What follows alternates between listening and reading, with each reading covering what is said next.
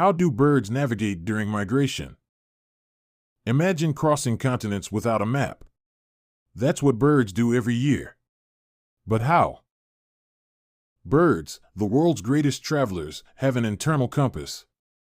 They sense Earth's magnetic fields. They also use the sun and stars for direction. Day or night, they find their way. Remarkably, birds remember landmarks. Mountains, rivers, forests, their journey is mapped in nature. Their secret?